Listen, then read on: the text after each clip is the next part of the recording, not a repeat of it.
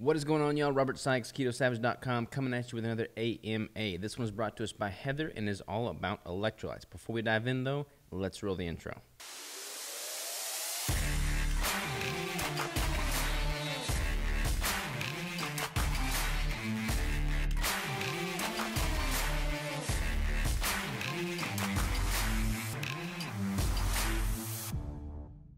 All right, so Heather asks, electrolytes, please. I feel that this is the hardest and most confusing part about keto and why so many people fail. I have been keto since 2017, but this is something I have never been able to get right.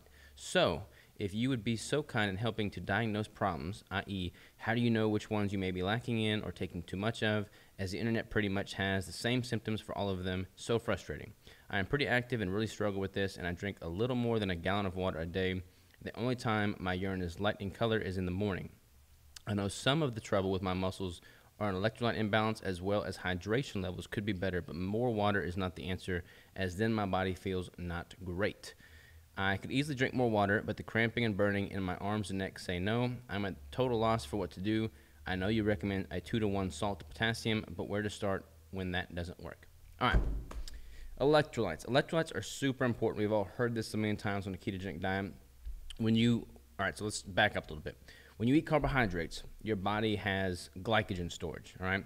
That comes back after you become fat adapted, but before you become fat adapted and you're consuming a lot of carbohydrates, your glycogen storage is totally filled out, generally speaking, because most people are eating more than they're burning, and 1 gram of glycogen holds about 3 grams of water. So when you switch over to keto, your body flushes out all that glycogen storage. It flushes out all that water that accompanies it. And when your kidneys flush out all that fluid, your sodium and your potassium leave as well, which is why people need to supplement more electrolytes when adopting a ketogenic diet. You still need to do that even after you've been adapted for a while, even though your body becomes more efficient at replenishing your muscle glycogen storage. So from an electrolyte supplementation standpoint, what do you do? I generally recommend, and Heather was saying this in the question, a 2-to-1 ratio. She said salt to potassium. That may be an issue for you there, Heather, because salt and sodium are not quite the same thing. I've made that mistake before. For instance, 500 milligrams of salt does not equate to 500 milligrams of sodium. Let's look at Redmond real salt, for instance. 1/4 teaspoon of Redmond real salt contains about 530 milligrams of sodium.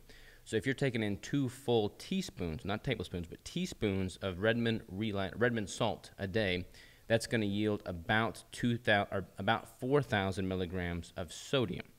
So a 2-to-1 ratio of supplemental sodium to supplemental potassium tends to work pretty well for most people. What do I mean by supplemental? So there's going to be some potassium in the foods you eat. Avocados, meats like pork loin, for instance, has quite a bit of potassium in it. Some of the nuts, et cetera, et cetera. If you're eating a ketogenic diet, you're probably eating a pretty good portion of meat. You're probably eating some avocado, maybe eating some nuts. Even if you're doing a carnivore diet, you're getting quite a bit in with the meat that you're consuming. So I'm not counting that towards the ratio. I'm talking strictly supplemental sodium to potassium.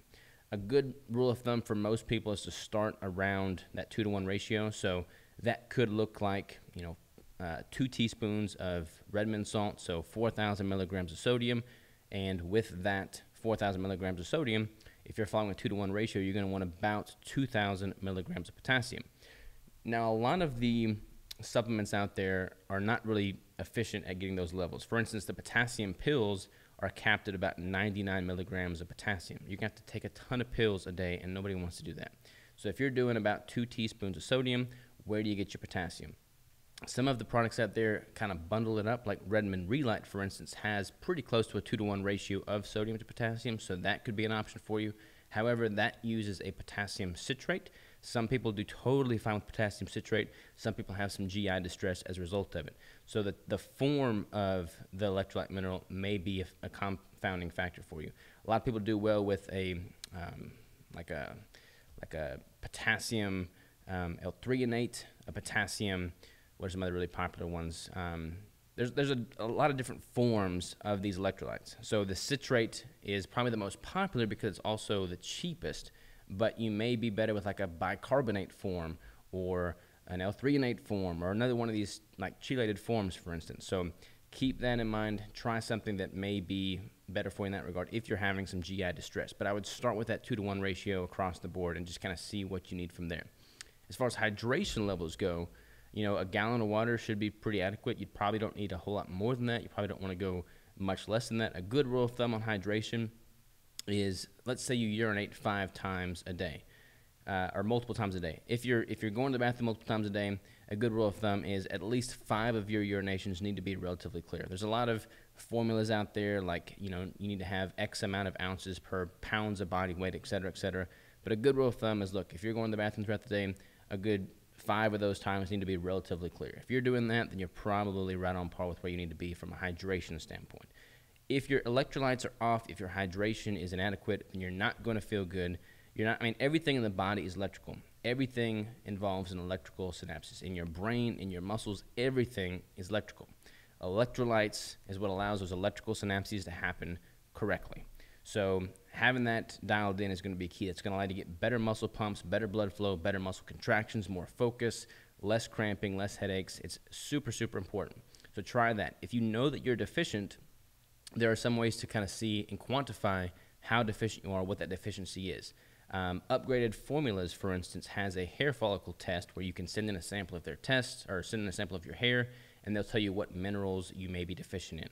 That's a viable option for people that want to get more granular and figure out the actual quantitative data around what their electrolyte deficiencies are. So that's an option there. But generally speaking, if you're urinating and 5 of those urinations are relatively clear, and you're getting about a 2-to-1 ratio of supplemental sodium, not salt, but sodium to potassium via an electrolyte form that your body responds well to, i.e. maybe not a citrate form, then you should be pretty good. Speaking of electrolytes, my good friend Mike Mutzel just came out with one, his Myoscience brand. I'm not sure exactly what the ratio is between sodium and potassium, but one thing I do like about his is it also includes creatine.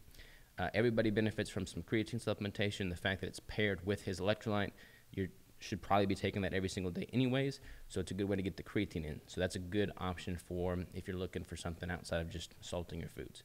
Hopefully that answered your question, Heather. You wanted some chocolate malt keto bricks. You're also in Spokane, I saw that, so that's pretty cool because that's where Crystal and I actually met. So I'm going to be shipping you some chocolate malt bricks to Spokane, Washington. For those of you who do not know how these AMA videos work, if you ask me a question via the form in the description below and I use that question in an AMA video, I will be sending you a brick with a flavor of your choosing, multiple bricks. So definitely hit that link below, submit a question, and I will see you on the other side. Thanks again, and I'll talk to you later.